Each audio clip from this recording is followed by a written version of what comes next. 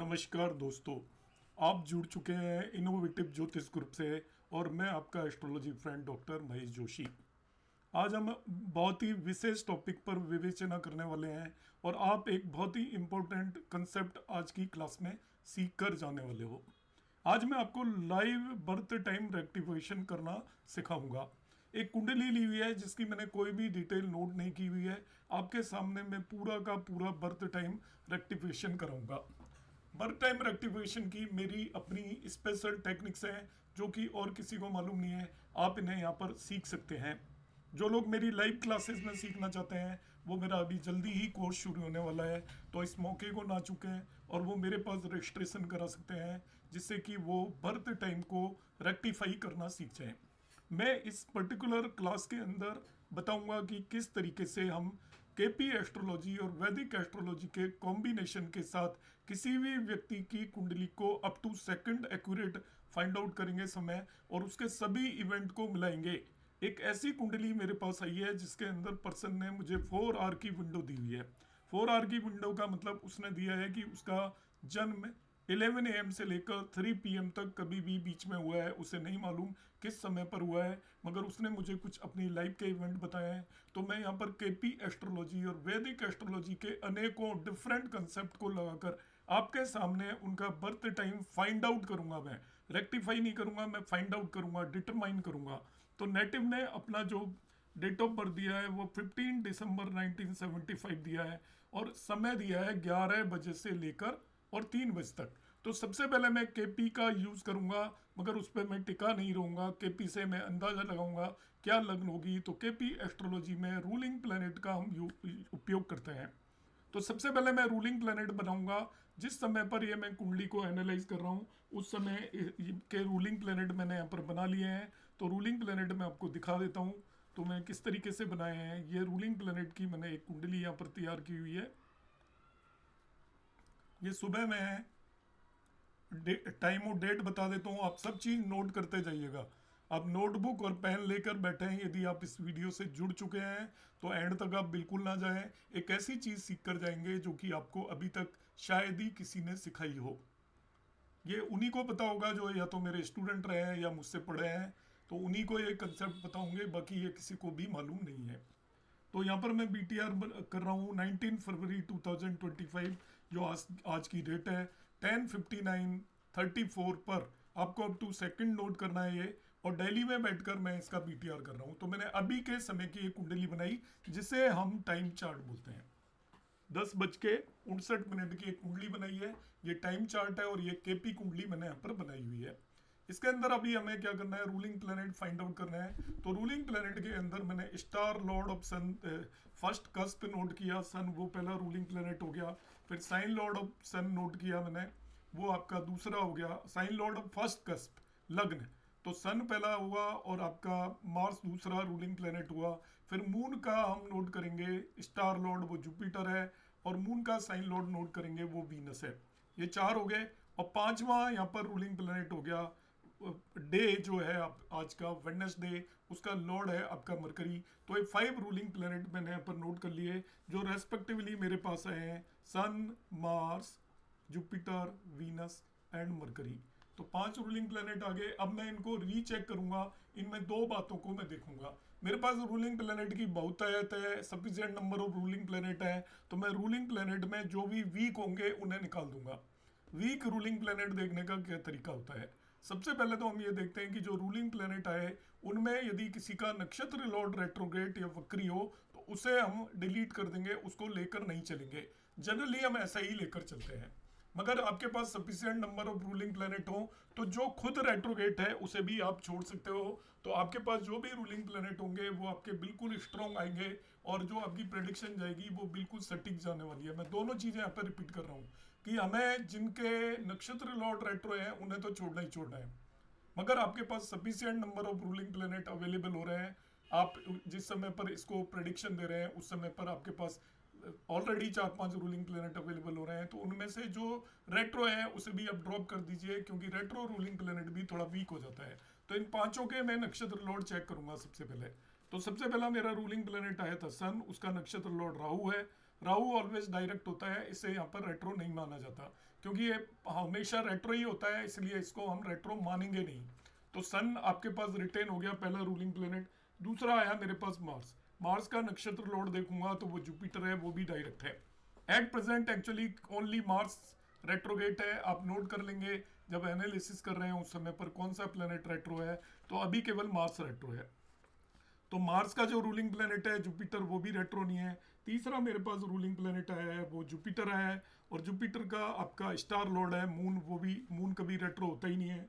इसके बाद मेरे पास नेक्स्ट रूलिंग प्लेनेट आया वीनस। वीनस का स्टार लॉर्ड सैटर्न है, वो भी अभी डायरेक्ट है। और लास्ट वाला रूलिंग प्लेनेट आया मेरे पास मरकरी, जिसका स्टार लॉर्ड फिर राहु है, जो राहु को हम कभी भी रेट्रो यहाँ पर नहीं मानते रूलिंग प्लेनेट के केस में। तो सभी पांचों रूलिंग प्लेनेट के स्टार लॉर्ड डायरेक्ट है। अब मैं यहाँ पर देखूंगा कि कोई रूलिंग प्लेनेट रेट्रो तो नहीं है, तो हम देखते हैं कि मार्स जो रूलिंग प्लेनेट आया था वो रेट्रो है, तो मार्स को मैं यहाँ पर छोड़ दूंगा क्योंकि ये वीक रूलिंग प्लेनेट हो गया। तो मेरे पास फाइनली 4 रूलिंग प्लेनेट बचे, और वो बच गए मेरे पास sun, Jupiter, Venus and Mercury. इन 4 रूलिंग प्लेनेट को नोट कर लीजिए। अब इनके बेसिस पर मैं नेटिव का बर्थ टाइम फाइंड आउट करूंगा। तो यहाँ पर केवल इस कुंडली का टाइम चार्ट का यूज यहाँ पर खत्म हो जाता है, इसके बाद हम इसको यूटिलाइज नहीं करेंगे। अब मैं आ जाता हूँ पर्सन की बर्थ कुंडली बनाऊंगा, मैं किस समय की बनाऊंगा। उसका जन्म दिन है 15 दिसंबर 1975। उसने मुझे टाइम दिया है सुबह 11 बजे से लेकर और दोपहर में 3 बजे तक। अब मैं क्या करूंगा, सुबह 11 बजे से दोपहर में 3 बजे तक कितनी लग्न चेंज होंगी, उन लग्नों को बस मुझे नोट करना है, कौन कौन सी लग्न बदलेगी। तो सुबह 11 बजे की मैंने एक कुंडली बना ली। 11 बजे की कुंडली बनाई तो 11 बजे जो लग्न थी वो एक्वेरियस या कुंभ लग्न थी, इसको मैंने नोट कर लिया, ये कुंभ लग्न है। इसके बाद मैं इसका टाइम बदलूंगा, आप किसी भी तरीके से बदल सकते हो, सॉफ्टवेयर में डायरेक्टली टाइम बदलने के तरीके होते हैं। फिर भी मैं क्या करूंगा, और आसान मैं आपको वे बता रहा हूं कि आप क्या करिए, इसके अंदर 3 बजे का जो नेटिव ने टाइम दिया उस समय की और कुंडली बना लीजिए।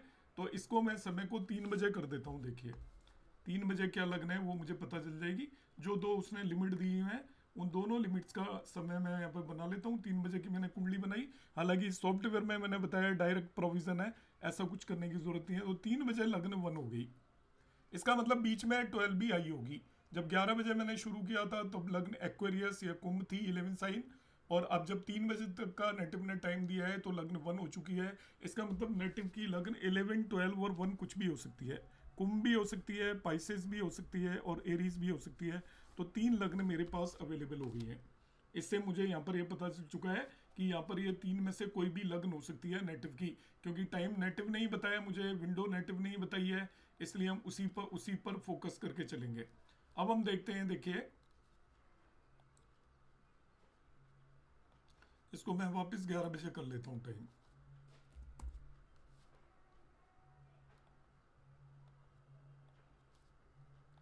क्योंकि शुरुआत में यहीं से करूंगा, जो नेटिव ने टाइम बताया है उसी को विंडो लेकर चलेंगे। तो 3 लग्न है, अब आपको क्या करना है, तीनों के जो आपके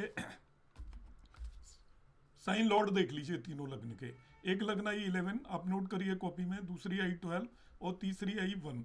तो 11 लग्न का जो साइन लॉर्ड आएगा सैटर्न है, 12 लग्न का साइन लॉर्ड आएगा जुपिटर है, और 1 लग्न का साइन लॉर्ड आएगा मार्स। अब आप देखिए रूलिंग प्लेनेट में इनमें से कौन सा अवेलेबल है। तो सैटर्न रूलिंग प्लेनेट में अवेलेबल नहीं है, मार्स था मगर वो रेट्रोगेट था इसलिए उसे हटा दिया। तो रूलिंग प्लेनेट में केवल आपके पास प्लेनेट बचा जुपिटर। तो जो भी प्लेनेट इनमें से रूलिंग प्लेनेट में अवेलेबल है वो ही केवल आपकी लग्न होगी। यदि 2 अवेलेबल होते, बाय द वे मार्स भी अवेलेबल होता, तो मैं देखता इन दोनों में स्ट्रोंगर कौन सा है, तो उसे हम लग्न मान लेते। तो यहाँ पर इस तरीके से हमने इसकी लग्न निर्धारित कर दी कि नेटिव की लग्न 12 होगी।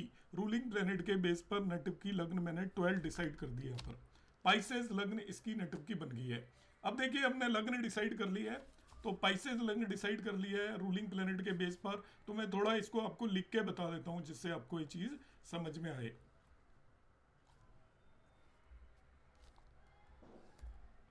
तो मैंने क्या किया, देखिए लग्न जो आई थी आपकी आ रही थी 11, 12 एंड 1 आ रही थी। रूलिंग प्लेनेट यदि मैं आपके सामने लिख देता हूँ यहाँ पर, आरपी जो मेरे आए थे वो आरपी आए थे, सबसे पहला सन आया था, और दूसरे नंबर पर आरपी मेरे पास आया था जुपिटर। मार्स आया था मगर वो रेट्रो था इसलिए मैंने छोड़ दिया था। तीसरा आरपी मेरे पास आया था वीनस, और चौथा आरपी मेरे पास आ गया था मरकरी। ये 4 आरपी आ गए थे। अब इन तीनों में से एक्चुअली केवल 12 का लोड यहाँ पे अवेलेबल है जुपिटर, ये जुपिटर अवेलेबल है केवल। तो जुपिटर को मैं यहाँ पे ऐड कर देता हूँ, एक तो ऐड गया, और इसके बेस पे मैंने लग्न डिसाइड कर ली। लग्न क्या बन गई मेरी? लग्न हो गई हमारी 12 साइन पाइसेस।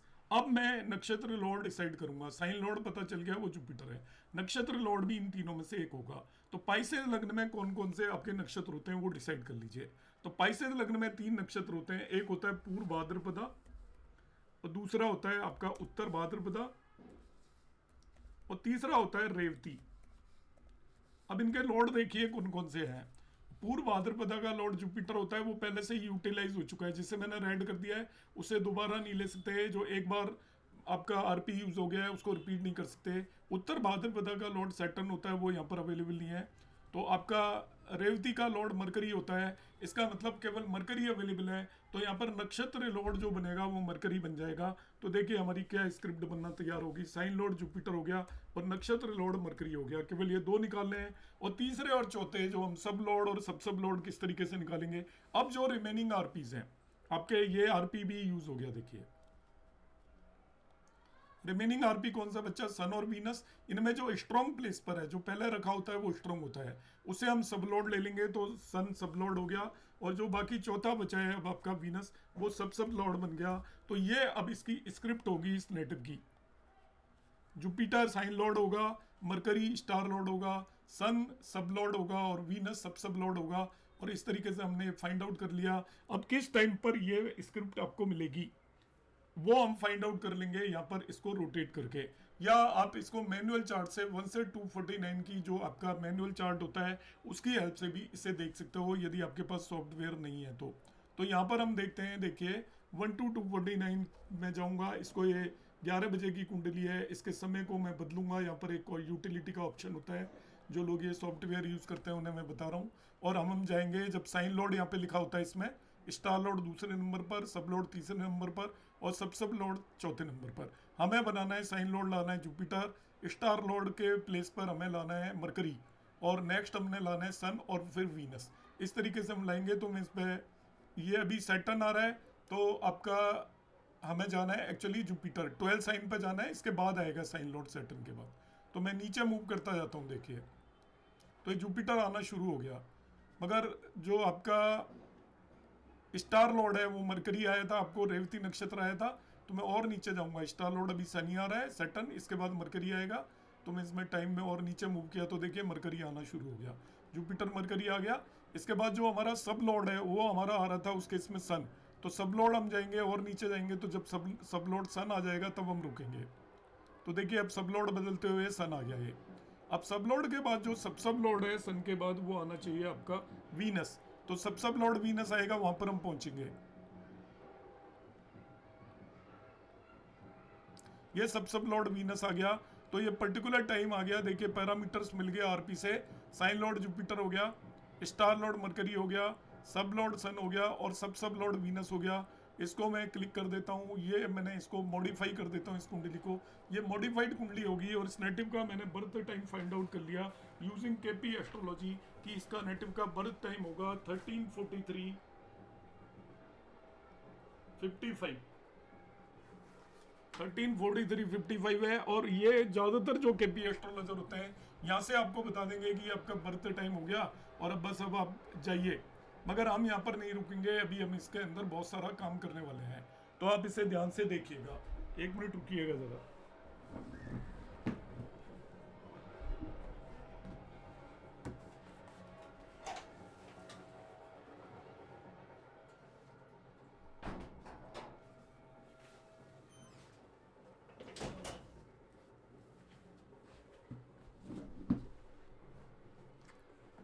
अब मैं इसकी डीएनए टेस्टिंग करूंगा आपके सामने। डीएनए टेस्टिंग में हम क्या करते हैं कि एक्चुअली फर्स्ट हाउस जो लेते हैं, फर्स्ट कस्प, उसका हम स्टार लॉर्ड को मैच कराते हैं 9th कस्प के सब लॉर्ड से। तो देखिए फर्स्ट कस्प का स्टार लॉर्ड मरकरी है, और 9th कस्प का सब लॉर्ड यहाँ पर मून आ रहा है। तो इन दोनों में कोई किसी तरीके का रिलेशन हो रहा है क्या मून और मरकरी के अंदर, वो हम देखेंगे। तब तो हम मान लेंगे कि इसके अंदर डीएनए टेस्टिंग हो रही है। यदि डीएनए टेस्टिंग नहीं हो रही है तो हम टाइम को थोड़ा आगे पीछे करेंगे, ध्यान रखिएगा। तो देखिए हमने जो देखा फर्स्ट कस्प का जो सब लॉर्ड देखा स्टार लॉर्ड वो तो मरकरी है, और फर्स्ट कस्प का जो सब लॉर्ड है वो सन है। तो and like this ninth cusp का जो स्टार लॉर्ड है वो मरकरी है और सब लॉर्ड मून है। तो इस मरकरी और मून में किसी तरीके का लिंक बन रहा है क्या, यहाँ पर हम जाकर देखते हैं। मून की स्क्रिप्ट देखते हैं, मून की स्क्रिप्ट में मरकरी नहीं आ रहा है, और मरकरी की स्क्रिप्ट देखते हैं तो उसमें मून नहीं आ रहा है, तो इन दोनों में कोई लिंक नहीं बन रहा।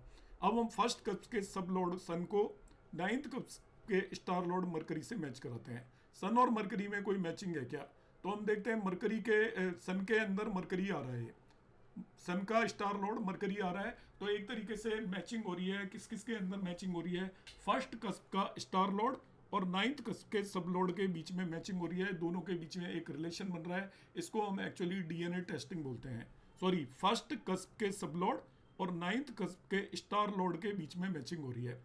सिमिलर मैचिंग हम करने की कोशिश करेंगे किस किस के बीच में, हम फर्स्ट कस्प और सेवेंथ कस्प में, फोर्थ कस्प में, सॉरी फोर्थ कस्प में मदर को रिप्रेजेंट करता है, नाइन्थ कस्प फादर को रिप्रेजेंट करता है।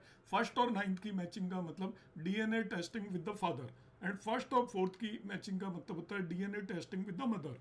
तो फर्स्ट कस्प का हम देखते हैं यहाँ पर जो स्टार लॉर्ड है वो मरकरी है। अब फोर्थ का हम देखते हैं, फोर्थ का स्टार लॉर्ड मून है, और मरकरी और मून के बीच में कोई मैचिंग है क्या, तो वो अभी हमने देखा था, इन दोनों के बीच में कोई भी मैचिंग नहीं है।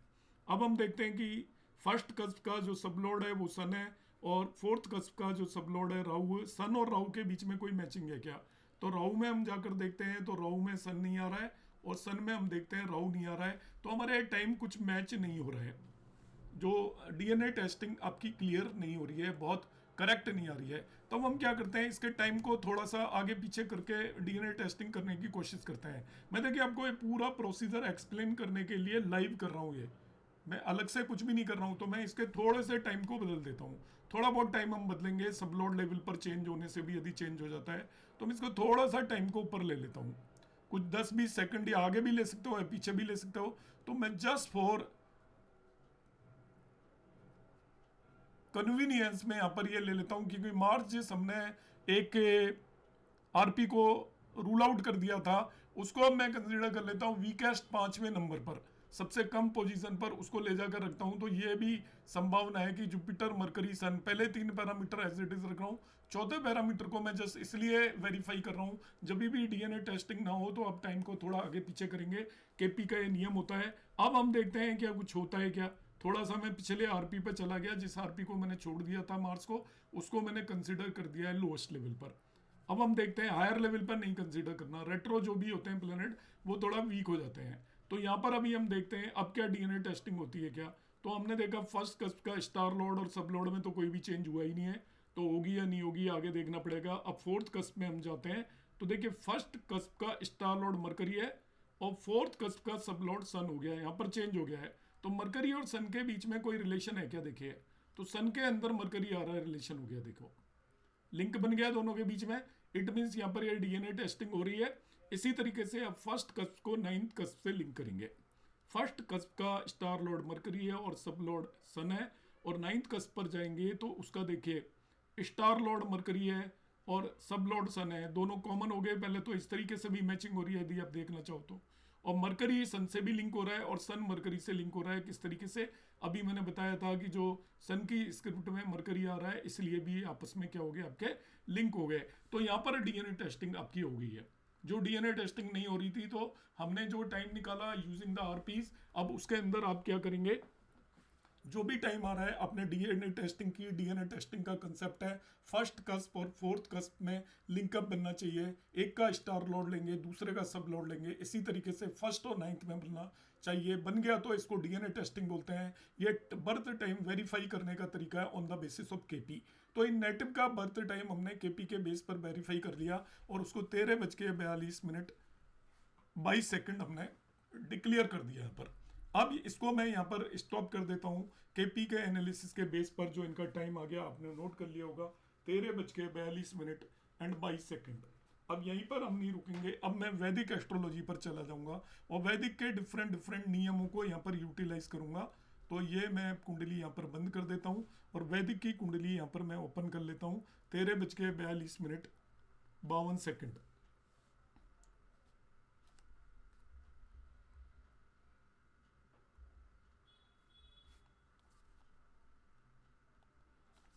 तो मैंने इनका एक चार्ट बनाया है 13:52 का। उस चार्ट के अंदर मैंने मॉडिफिकेशंस किए थोड़े बहुत। 13:42 का जो आ रहा था उसमें काफ़ी सारे पैरामीटर्स नहीं मिल रहे थे। मुझे कौन कौन से पैरामीटर मिल रहे हैं इसके अंदर? सबसे पहले हम मिलाते हैं कि जो प्रत्यंतर दिशा है उसका नियम है सदाशिवगिरी मेथड जिसे हम बोलते हैं। इसके बाद हम मातृकारक का कंसेप्ट यूज़ करते हैं। इसके बाद हम यूज़ करते हैं कि D1 और D9 का एक कंसेप्ट यूज़ करते हैं। इसके बाद हम D60 का एक कंसेप्ट यूज़ करते हैं। इसके बाद हम D108 का एक कंसेप्ट यूज़ करते हैं। इसके बाद हम नाड़ी टेक्निक से एलिमेंट वाला एक कंसेप्ट यूज़ करते हैं। नाड़ी टेक्निक से दूसरा एलिमेंट वाला कंसेप्ट यूज़ करते हैं। इसके बाद हम प्राण पदा लगने का कंसेप्ट यूज़ करते हैं। इसके बाद हम मांदी और मून का कंसेप्ट यूज़ करते हैं। इस तरीके से मल्टीपल कंसेप्ट हम यूज़ करेंगे। वो मैंने सारे कंसेप्ट इस पर लगाए और वो सारे कंसेप्ट लगाकर यहाँ पर 10 बज के जो मैंने ये 13:42 का बनाया उसमें बहुत सारे पैरामीटर मैच नहीं कर रहे थे। तो टाइम को आगे पीछे मैंने थोड़ा एडजस्ट किया आपके सामने। वो एडजस्ट नहीं किया है, टाइम को आगे पीछे एडजस्ट करके इस टाइम को मैंने 13:51 और 59 पे कन्वर्ट कर लिया, आगे पीछे एडजस्ट करके। तो एडजस्ट करके जो मैंने कन्वर्ट किया उसके अंदर मेरे कौन कौन से पैरामीटर मैच कर रहे हैं तो वो मैं आपको यहाँ पर 1 बाई 1 बताऊंगा। सबसे पहले मैं देखूंगा, देखिए मातृकारक है नेटिव का मून। तो मातृकारक का कंसेप्ट ये होता है जो आपके सभी प्लेनेट हैं उसमें जो 4th नंबर पर आता है डिग्री वाइज उसको मातृकारक बोलते हैं। D24 चार्ट में मातृकारक का 5वें भाव से लिंक होना चाहिए, ये नियम है। तो हम देखते हैं यहाँ पर मातृकारक पर जाते हैं। वो आपका 5 मिनट की विंडो दे देगा आपको कि विद 5 मिनट में मातृकारक बदल जाता है। तो 5 मिनट की आपको विंडो मिल जाएगी, अप टू 5 मिनट मातृकारक की हेल्प से चले जाओगे। तो मैंने इसको चेंज कर करके, क्योंकि जो 13 बज के जो हमारा टाइम आया था 42 मिनट, उस पर मातृकारक या तो यहाँ आ रहा था या यहाँ आ रहा था, तो मातृकारक मैच नहीं हो रहा था। तो मातृकारक की मदद से मैं आगे गया। अब मातृकारक यहाँ पर मून है, मैंने वहाँ पर बताया था, देखिए वो 5th हाउस को देख रहा है। तो मातृकारक का 5th हाउस से यहाँ पर लिंक हो गया। इसका मतलब ये आपका मातृकारक का कंसेप्ट क्लियर हो रहा है।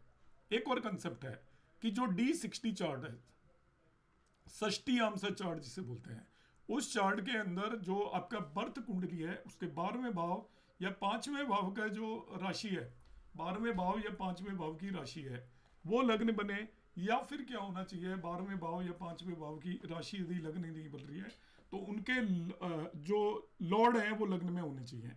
12वें भाव या 5वें भाव के लॉर्ड D60 की लग्न में होने चाहिए। यहाँ पर नहीं हो रहा है पैरामीटर, D60 पैरामीटर मैच नहीं हो रहा है। मैंने इसको छोड़ दिया, कोई बात नहीं, नहीं मैच हो रहा है तो सभी पैरामीटर मैच नहीं होंगे किसी भी केस में।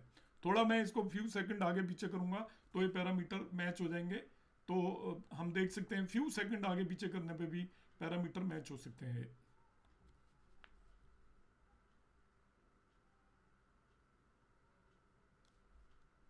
मैच यदि मैं कराना चाहूंगा तो हो जाएंगे, मगर मैं इसको ज़बरदस्ती कराऊंगा नहीं क्योंकि अदर पैरामीटर ज़्यादा इंपॉर्टेंट होते हैं। इसको मैंने कुछ सेकंड से आगे पीछे करूंगा मैं। ये पैरामीटर यहाँ पर मैच हो गया है। इसको 1 मिनट मैंने आगे पीछे किया है तो पैरामीटर मैच हो गया है। तो हमें उसको मैच कराने की उतनी ज़्यादा जल्दबाजी करने की ज़रूरत नहीं है। जो मैंने जो टाइम लगाया है उसी को मैं लेकर चलूँगा, क्योंकि जो इंपॉर्टेंट पैरामीटर दूसरे हैं जिन्हें हमें मैच कराना ज़रूरी है।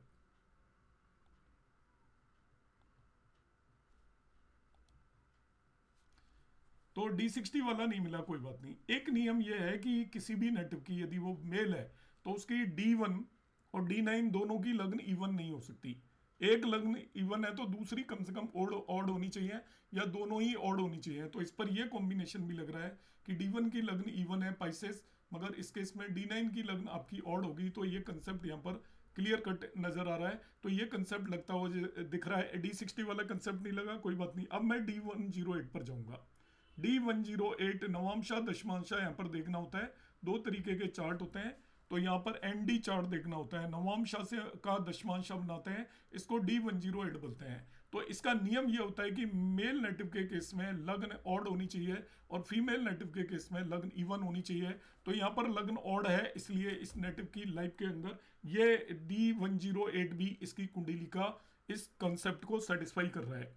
अब हम आ जाते हैं और भी ज़्यादा इंपॉर्टेंट कंसेप्ट पर, क्योंकि उत्तर कालामर्त के अंदर और नष्ट अध्याय के अंदर जो वरामीर ने एक कंसेप्ट दिया हुआ है कि किसी भी व्यक्ति का जन्म समय सही नहीं हो सकता। जन्म समय जो भी आपने निर्धारित किया है उसका आपको शुद्धिकरण करना जरूरी होता है। उसके शुद्धिकरण के कई नियम होते हैं। एक नक्षत्र शुद्धि एक तरीका होता है, एक प्राणपद लग्न शुद्धि होता है, एक मांदी और चंद्रमा शुद्धि के नियम होते हैं। उन्हें आप उपयोग किए बगैर यदि जिस भी बर्थ टाइम को यूटिलाइज कर रहे हो वो बर्थ टाइम गलत ही होगा, सही हो नहीं सकता, जिसको आपने प्राणपदा लगने के बेस पर शुद्ध नहीं किया है। इसके अलावा आपने उसको चंद्रमा और मांदी के बेस पर शुद्ध नहीं किया है। अब हम देखते हैं कि ये प्राणपदा लग्न के ऊपर पैरामीटर्स पे मीट करता है नहीं मिलता है। नक्षत्र से शुद्धि होती है, किसी भी टाइम को आपने शुद्धिकरण कर लिया, उसके बाद अप टू सेकंड तक उसको वेरीफाई करना है, 10 20 25 सेकंड तक, तो हम नक्षत्र शुद्धि को भी यूटिलाइज कर सकते हैं। इसमें मैं नक्षत्र शुद्धि को यूटिलाइज नहीं करूंगा लाइव क्लास के अंदर, उसके अंदर कैलकुलेशन इन्वॉल्व होती है। बाकी प्रैक्टिकली मैं नक्षत्र शुद्धि भी इसकी अप्लाई कर चुका हूं, तो यहां पर मैं बताऊंगा कि मैंने इसको किस तरीके से दिया और क्या नियम है।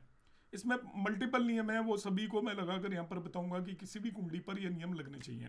सबसे पहला नियम यह है कि जो प्राणपदा लग्न है उसको कैलकुलेशन का एक तरीका है, आप मेरे वीडियोस देख सकते हो, मेरे चैनल पर ऑलरेडी प्राणपदा लग्न किस तरीके से निकालते हैं उसके वीडियोस अवेलेबल हैं।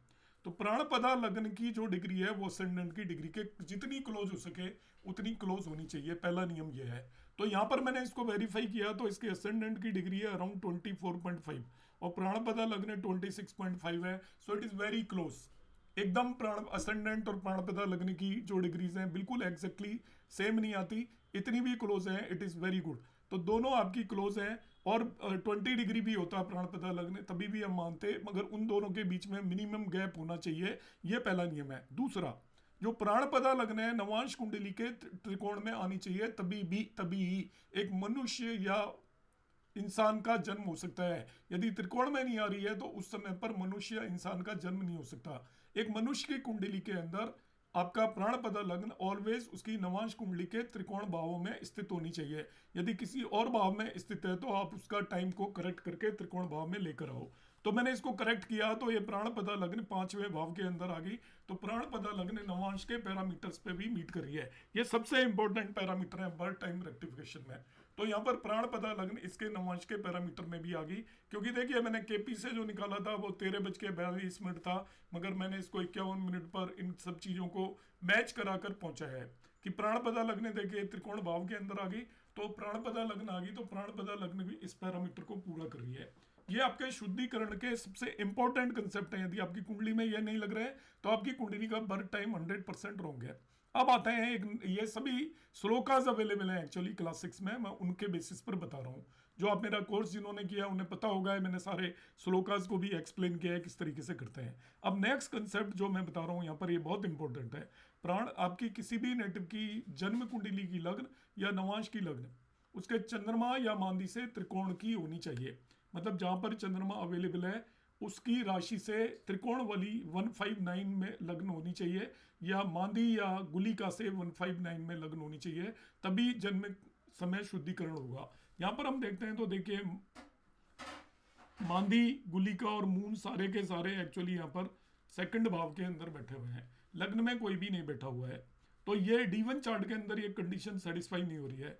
तो अब मैं D9 चार्ट के अंदर जाकर देखता हूँ तो ये कंडीशन क्लियर कट सेटिस्फाई होती हुई नजर आ रही है। पहली बात तो देखिए मून से त्रिकोण में और मांदी यहाँ पर इसको एस्पेक्ट कर रहा है, एस्पेक्ट भी माना जाता है। त्रिकोण में हो या मांदी एस्पेक्ट कर रहा हो तभी भी माना जाएगा। तो यह D9 नवांश चार्ट के अंदर मांदीय वाली और मून वाली कंडीशन आपकी क्लियर कट सेटिस्फाई हो रही है, तो इस पैरामीटर पे भी ये आपका बर्थ टाइम पूरी तरीके से सेटिस्फाई हो रहा है। नेक्स्ट जो कंपोनेंट है इसको बर्थ टाइम को चेक करने का, वो हम एलिमेंट के बेसिस पर डिसाइड करते हैं कि जिस समय पर बर्थ हुआ उस समय पर कौन सा एलिमेंट होना चाहिए था और यहाँ पर कौन सा एलिमेंट है। उसके कुछ एक नियम हैं जो हल्का सा मैं यहाँ पर बताऊंगा, और एलिमेंट मैंने यहाँ पर वेरीफाई किया है। एलिमेंट का तरीका ये होता है कि नेटिव का बर्थ किस डे को हुआ है उस डे के हिसाब से एलिमेंट स्टार्ट होते हैं। किस समय पर हुआ है उसके बेस पर हम देखते हैं कि ये मेल बर्थ का एलिमेंट है या फीमेल बर्थ का एलिमेंट है। यदि मेल का बर्थ हुआ है तो वो आपका टाइम मेल एलिमेंट के अंदर आना चाहिए, और फीमेल का बर्थ है तो फीमेल एलिमेंट के अंदर आना चाहिए। इसके लिए हमने कुछ एक कैलकुलेशंस यहाँ पे हम कर सकते हैं। देखिए यहाँ पे हमने नेटिव का ईस्ट काल निकाल लिया है। एक्चुअली ईस्ट काल होता है घटीज के अंदर जन्म के समय में से सनराइज के समय को सब्ट्रैक्ट करें, तो ईस्ट काल ये निकाला मैंने 17 गट 17.43.46 गटीज। तो ये 17 गटीज हैं और ये 43 एक्चुअली विगटीज है। इस ईस्ट काल को विगटीज में हम कैलकुलेट कर लेते हैं। मैं आपको नियम बता रहा हूँ। ईस्ट काल को विगटीज में कैलकुलेट करने का सिंपल तरीका होता है, इस 17 को आपको 60 से मल्टीप्लाई करते हैं तो ईस्ट काल आ जाएगा। यदि मैं इसको 17 को 60 से मल्टीप्लाई करूंगा, उसमें 43 ऐड करूंगा तो 1063 आएगा ईस्ट काल। 1063 ईस्ट काल आएगा। इसको हम किस तरीके से यूज करेंगे, तो 1063 आपका विक्टी ईस्ट काल आ गया। नियम क्या है एक्चुअली इसमें,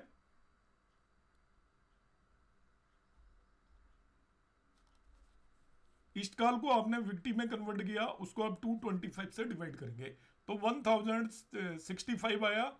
उसको 225 से डिवाइड करने पर आपका रिमाइंडर आएगा, वो निकाल लीजिए। इफ द रिमाइंडर, और रिमाइंडर आ रहा है हमारा 165। नियम क्या है, यदि रिमाइंडर 0 से 15 आ रहा है तो मेल बर्थ है, 16 से 45 आ रहा है तो फीमेल है, 46 से 90 आ रहा है तो मेल है, 91 से 150 है तो फीमेल है, एंड 150 से 225 है तो मेल है। तो इस पर्टिकुलर केस में 165 एक्चुअली रिमाइंडर आएगा। मैंने आपको बर्थ डिटेल ऑलरेडी दी हुई है, तो ये मेल बर्थ है, ये इस चीज़ को सेटिस्फाई कर रहा है। इसका मतलब ये पर्सन भी मेल है, इसलिए यहाँ पर मेन वुमेन जन्म शुद्धि भी हमने यहाँ कर ली है और उस पर अप्लाई हो रहा है। एक दूसरा और नाड़ी का सूत्र है जिसको भी मैं बता देता हूँ, जिसमें मेल फीमेल जन्म शुद्धि जिसके अंदर हम देखते हैं और उसको किस तरीके से देखते हैं वो यहाँ पर मैं आपको और एक कंसेप्ट बता देता हूँ। ये जो हमने स्टार्टिंग में की थी वो लग्न शुद्धि थी, तो लग्न शुद्धि मैंने आपको एक्सप्लेन कर दी थी, जिसको हम चंद्रमा और उसके बेस पर देखते हैं। और मेल फीमेल का और एक दूसरा कंसेप्ट होता है, उसे यहाँ पर ध्यान से देखें कि आपका सभी प्लेनेट को एक सर्टेन एलिमेंट वो दिया हुआ है, इन्हें पंचभूत एलिमेंट बोलते हैं। संडे जो होता है वो फायर साइन में होता है और सन उसको रिप्रेजेंट करता है। मंडे को किसी का बर्थ हो तो वाटर साइन में होता है, मून रिप्रेजेंट करता है। ट्यूसडे को बर्थ हो तो वो फायर साइन में होता है और मार्स उसको रिप्रेजेंट करता है। वेडनेसडे को बर्थ हो तो अर्थ साइन में होता है, मरकरी रिप्रेजेंट करता है। थर्सडे को हो तो स्काई साइन में होता है, जुपिटर रिप्रेजेंट करता है। फ्राइडे को हो तो वाटर साइन में होता है, वीनस रिप्रेजेंट करता है। सैटरडे को हो तो एयर साइन में होता है, सैटर्न रिप्रेजेंट करता है। फीमेल जो होता है, यदि वाटर और एयर एलिमेंट आ रहा है उस समय पर जब पर्सन का बर्थ होगा तो वो फीमेल नेटिव होगा, और यदि फायर अर्थ या स्पेस आ रहा है तो बर्थ आपका मेल नेटिव का बर्थ होगा। अब हम यहाँ पर देखेंगे इस पर्टिकुलर केस में जो कुंडली हमने लगाई थी। सबसे पहले हम देखने का तरीका क्या होता है, वो डे फाइंड आउट कर लेंगे जिस दिन उसका बर्थ हुआ है, कौन सा डे है। इसमें ये दिया होता है तो मंडे है, तो मैं इसको कैलकुलेट किस तरीके से करूंगा, टाइम डिफरेंस आप फाइंड आउट कर लीजिए। मैंने जो टाइम निकाला है वो 13:52 है, करीब करीब अप्रोक्सीमेटली लीजिए, बिल्कुल एक्यूरेट लेने की भी जरूरत नहीं है। 13:52 है। आप सनराइज देखिए कि कितने बजे हुआ है। सनराइज हुआ है 6:46 पर, तो 13:52 का मतलब हो गया 7 घंटे और 6 मिनट निकल चुके हैं। 7 घंटे और 6 मिनट यहाँ पर पास हो चुके हैं। तो 7 घंटे 6 मिनट के बाद में कौन सा आपका पंच तत्वों में से कौन सा एलिमेंट आएगा उसके बेस पर हम डिसाइड करेंगे ये मेल बर्थ है फीमेल बर्थ है। तो मंडे का डे है और 7:06 निकल चुके हैं। तो इसमें हम क्या करते हैं कि जो मंडे का दिन होगा तो सबसे पहला जो एलिमेंट होगा वो वाटर होगा। मंडे के दिन में सबसे पहला एलिमेंट क्या होगा, आपका वाटर होगा, और वाटर एलिमेंट 12 मिनट का होता है। उसके तो 7 घंटे और 6 मिनट है। जब भी आपका 3 के मल्टीपल से ज़्यादा हो तो 3 के मल्टीपल्स को सब्ट्रैक्ट कर देते हैं। तो 7 घंटे 6 मिनट में से आपने 6 आवर को सब्ट्रैक्ट कर दिया तो 1 आवर 6 मिनट बचा, मतलब 66 मिनट्स बचे आपके। तो 66 मिनट्स पे कौन सा एलिमेंट होगा ये हम फाइंड आउट करेंगे। तो सबसे पहले मंडे है तो वाटर एलिमेंट आएगा 12 मिनट, फिर फायर आएगा तो 12 18 आपका 30 मिनट हो गया, और फिर एयर आएगा 54 मिनट तक एयर एलिमेंट था आपका, और 54 मिनट से अगले 30 मिनट तक क्या बल्कि 1 घंटे तक आपका स्पेस एलिमेंट आएगा, और हमारे पास 66 मिनट्स बचे थे। तो 66 मिनट्स पर जो एलिमेंट आएगा वो आपको स्पेस एलिमेंट मिलेगा। मैं फिर से बता देता हूँ कि मंडे बर्थ में जन्म मॉर्निंग के समय पर, सनराइज के समय पर वाटर एलिमेंट होता है, फिर फायर एलिमेंट होता है, फिर एयर एलिमेंट होता है, फिर स्पेस एलिमेंट होता है, और 3 घंटे के बाद यही सीक्वेंस रिपीट हो जाती है। हमारा जो गैप था वो सनराइज के बाद 7 आवर 6 मिनट था, तो हमने 6 आवर को हटा दिया। 6 आवर के बाद यही सीक्वेंस फिर से रिपीट होगी, तो आपका 12 मिनट 18 मिनट और 24 मिनट पहली 54 मिनट तक तो ये आपके एलिमेंट एयर तक था, और उसके बाद 1 घंटे तक स्पेस एलिमेंट रहेगा। हमारा जो टाइम आ रहा था 66 मिनट तक आ रहा था, तो वो स्पेस एलिमेंट में आएगा। और space element actually male birth को इंडिकेट करता है, और पर्सन मेल है, इसका मतलब ये भी एलिमेंट उस चीज को पूरी तरीके से सेटिस्फाई कर रहा है। इसमें आपको मैं बता देता हूँ कौन से कंसेप्ट नहीं लगे, जो नहीं भी लगते हैं कई बार। एक है सदाशिवगिरी कंसेप्ट है, उसको मैं नहीं लगा तो ये नहीं कि मैं बताऊंगा नहीं, कि सदाशिवगिरी कंसेप्ट ये कहता है कि किसी भी नेटिव का जो बर्थ होता है वो उसकी प्रत्यांतर दशा सर्टेन कंडीशंस को फुलफिल करनी चाहिए। या मैं पूरी कंडीशंस को फुलफिल करके नहीं बता रहा, जनरली यदि वो लग्न लॉर्ड की हो या मून साइन लॉर्ड की हो तो बहुत बेटर माना जाता है प्रत्यांतर दशा जो भी होती है। तो यहाँ पर हम देखते हैं कि वो लग्न लॉर्ड या मून साइन लॉर्ड की एक्चुअली इसके जन्म के समय की प्रत्यांतर दशा नहीं है। हम निकाल के बता देते हैं जरा। 1975 का बर्थ है, तो महादशा वीनस की होगी उस समय पर, और प्रत्यांतर दशा यदि मैं जाकर देखता हूं तो 1975 दिसंबर के अंदर प्रत्यांतर दशा जो आ रही है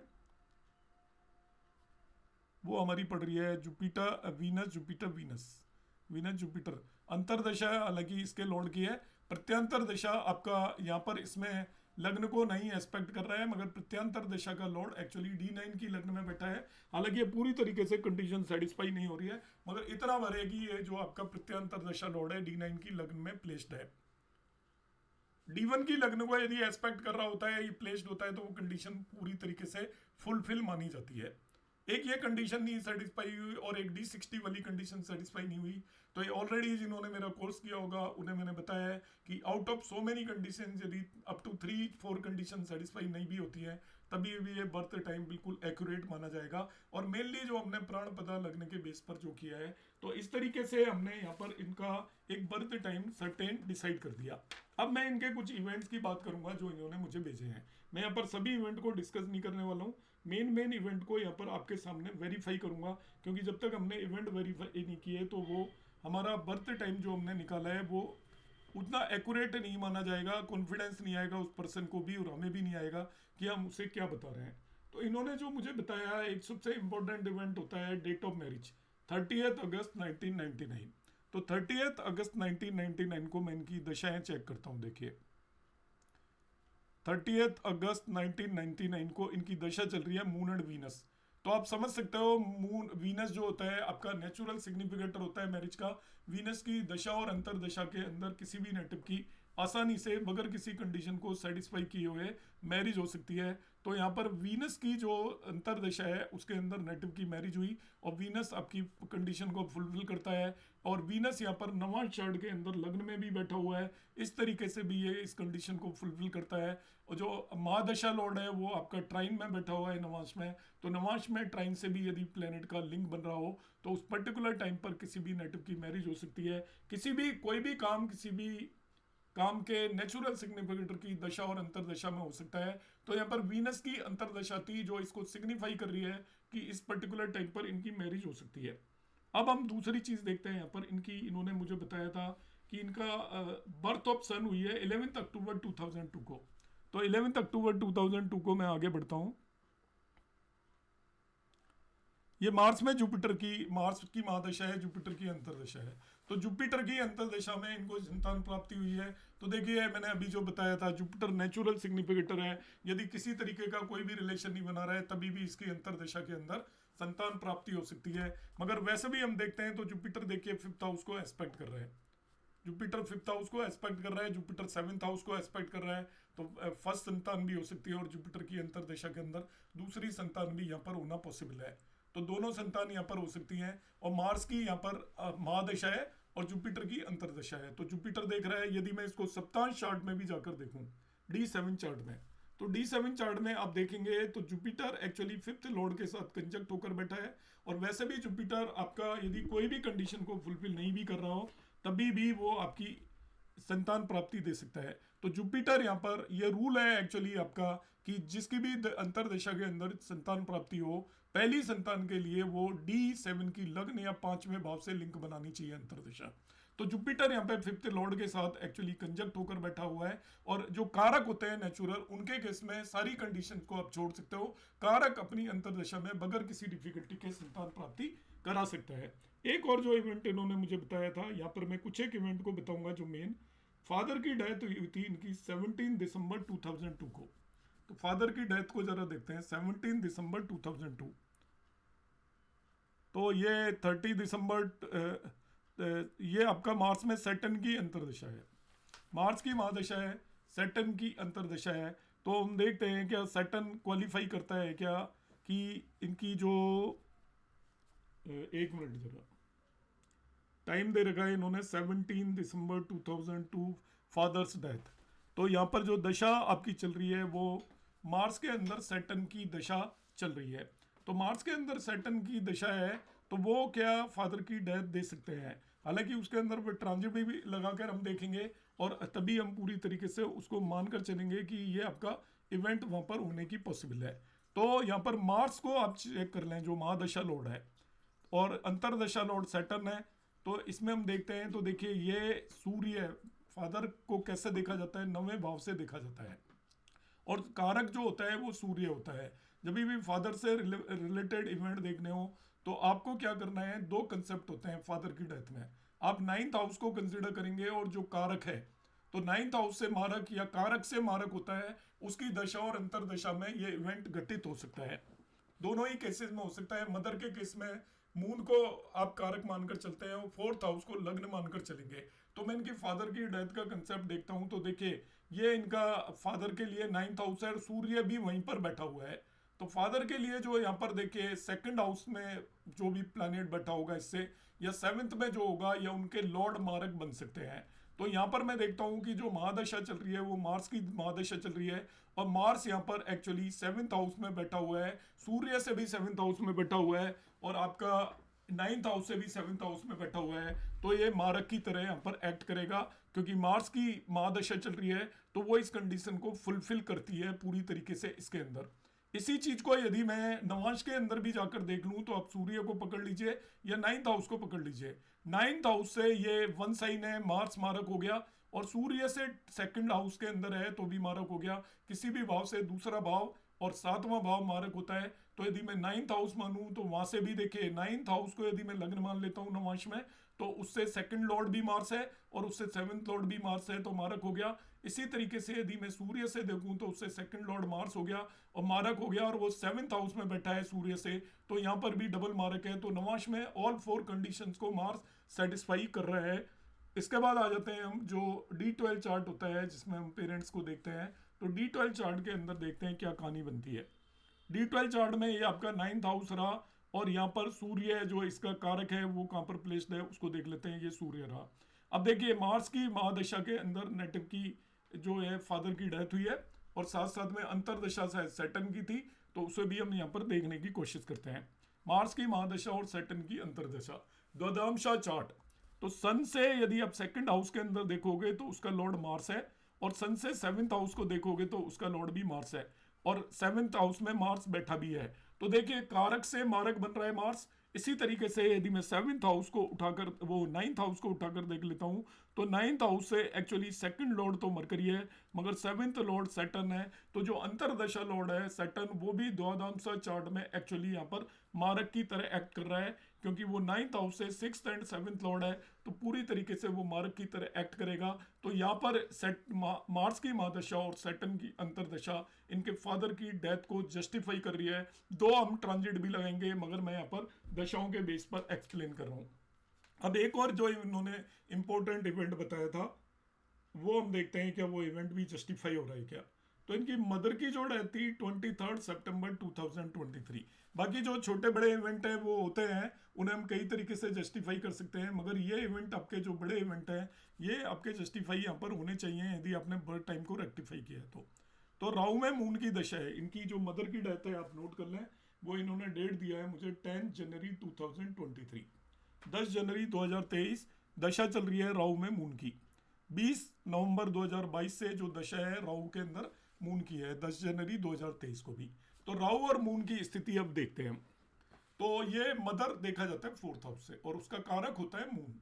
तो अब देखिए यहाँ से ये मदर है, इसको लग्न मान लिया, तो ये इससे सेकंड हाउस का लॉर्ड मून है, तो वो मारक बन गया। मून की अंतरदशा है, देखिए सेकंड हाउस लॉर्ड मून है, वो मारक बन गया, मून की अंतरदशा है यहाँ पर।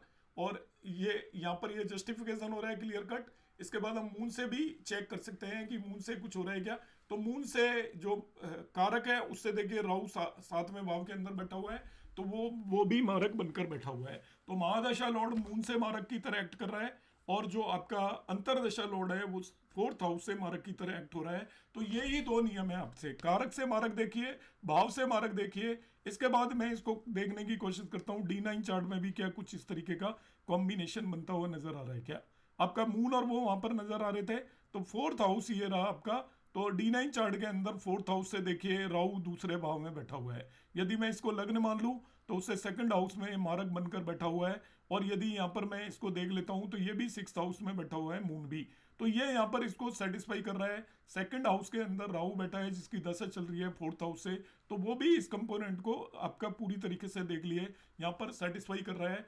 अब मैं जाता हूं D12 चार्ट के अंदर, तो ये D12 चार्ट आ गया। D12 चार्ट में फोर्थ हाउस और मून पर फोकस करेंगे। तो हमने कारक से मारक देखते हैं और फिर हम फोर्थ हाउस से मारक देखते हैं। तो यदि मैं फोर्थ हाउस पर फोकस करूं तो महादशा लॉर्ड देखिए राहु सातवें भाव में बैठकर मारक बन गया। महादशा लॉर्ड सातवें भाव में बैठकर मारक बन गया। और कारक से यदि मैं देखता हूं तो देखिए कारक से एट्थ लॉर्ड आपका मून होता है। कारक से एट्थ लॉर्ड मून होता है जिसकी अंतरदशा चल रही है, तो वो भी आपका मारक है। और ये साथ में एक्चुअली यहाँ फोर्थ हाउस से सिक्स लॉर्ड है, तो आपका एट्थ लॉर्ड भी डेथ दे सकता है, सिक्स लॉर्ड भी प्रॉब्लम कर सकता है। मतलब वो बीमारी के बाद किसी व्यक्ति की डेथ होती है तो उसमें सिक्स लॉर्ड का भी रोल होता है। तो इस तरीके से देखिए मैंने आपके सामने ऑल फोर इवेंट को यहाँ पर जस्टिफाई किया है, और हमने इनका बर्थ टाइम रेक्टिफाई कर दिया। और बर्थ टाइम हमने डिक्लेयर कर दिया 13:51 या अप टू सेकंड मैंने वेरीफाई किया है, सेकंड एक्यूरेट किया है, और ये बर्थ टाइम सभी पैरामीटर्स पर मीट करता है। तो इस तरीके से हम किसी का भी बर्थ टाइम रेक्टिफाई कर सकते हैं। आप लोगों ने यदि पूरा वीडियो देखा है और आपको यदि पसंद आया है, आप बर्थ टाइम रेक्टिफाई करना सीखना चाहते हो, तो ये मेरी अपनी एक्सक्लूसिव टेक्निक्स हैं, ये और किसी को नहीं आती। आप मेरा कोर्स ज्वाइन कर सकते हैं और आप खुद अपना बर्थ टाइम करेक्ट कर सकते हैं। नमस्कार, धन्यवाद।